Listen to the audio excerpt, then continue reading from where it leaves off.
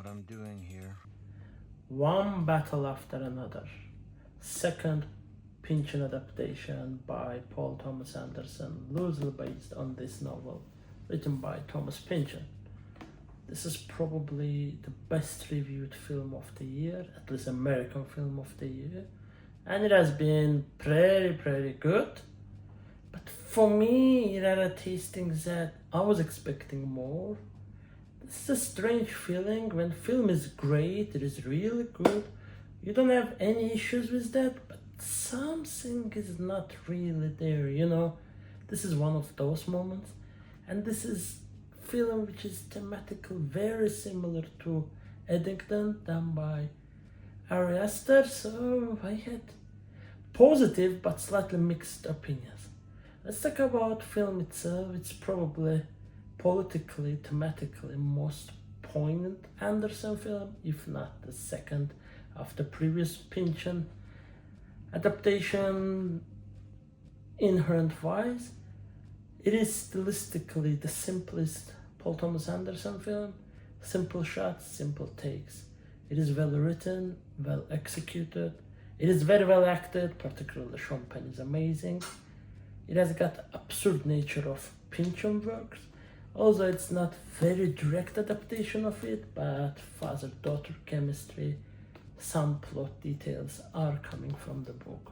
Also, together with the enemy coming after 16 years from the past.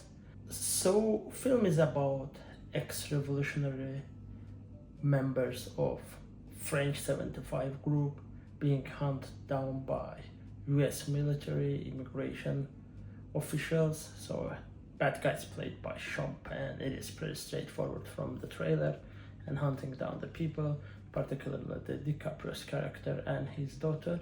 That's the main plot line of the film, which is very similar to the book.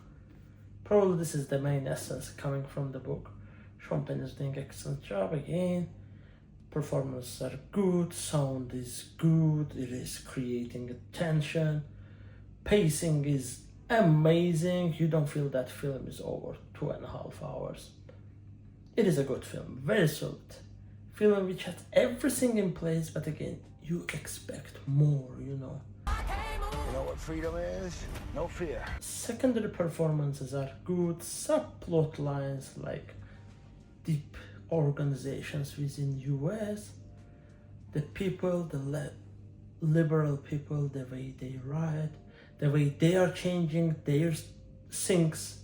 It's also reflected very well. There is a comedic moment when DiCaprio's character Bob asked for the password, what time is it? It is a good take that even lefty thinking has evolved. People are different now. Even they became too radical. He's saying that you are entering my space over the phone, stuff like this. This is a good absurd take. I loved it. This was probably one of the best moments I had. There is a good scenes about immigration life. They are looking really dirty, Dirty in a way that they look real, which creates an impact, which gives you an idea of the tough life of immigrants, the suffer they are going through. This is one of the strengths of the film. It is good, it is decent. Pacing is amazing because this is already almost 3-hour long film. The issue which doesn't make it for me, the film, firstly, I think I'm tired of seeing Leonardo DiCaprio playing the same guy all over the world, bringing Martin Scorsese F-word every 2 minutes. I'm tired of it. DiCaprio playing exact same guy as once Robert De Niro did, as Jack Nicholson did. This is for me the biggest drawback of the film. Also, I loved it a lot. There were some points like, film is very well executed, but there is no moment like, wow, what a scene. Except probably ending car chase scene. Nothing stands out as an incredible scene. That's the second scene. Thematically, Eddington for me was better film, because that one was much more experimental. That one was much more courageous films. Both of them are hunting down the system. Both of them doing it quite explicitly. But Eddington is more courageous film. It has got some deeper layer of the things, some psychological elements of the things besides being absurd take on reality of America, especially current America of the world. I think that's where Eddington has a slight edge. Also, stylistically, editing-wise, Eddington was a better film. I gotta admit that. Besides that, it is very well executed film. There are some questions. How the hell this film costs around $150 million? I still don't get it, because again, Eddington costs like 5 times less than this film. I know Sean Penn is expensive actor. Leonardo DiCaprio got over 20 millions. Tiana Taylor was good. Benicio del Toro had very little in the film, but he is an incredible guy, probably one of the best actors ever. Music is incredible here, much better than Eddington. Let's say like this, except probably music, pacing, everything in my opinion is better in Eddington than in One Battle After Another. Both of them has got very, very severe influence of Thomas Pynchon. You can feel it if you read Thomas Pynchon. I only read 3 novels of Pynchon and couldn't finish the other 2, but I know how Pynchon things look. Both film has it. Eddington has it more, which is not a direct Pynchon adaptation. This is another edge. Performance-wise, I think Joaquin Phoenix was incredible. The other people in Eddington were great. Emma Stone was good. Austin Butler was good. That film has got much more in it, unlike this one. And I think this one is a much more straightforward film, which also doesn't give it a lot of value. You want something more deeper, like Inherent Wise or Master. Master also had some political influence as well. So that's it. I still don't get the budget. I don't get the fact why it wasn't screened for competitions.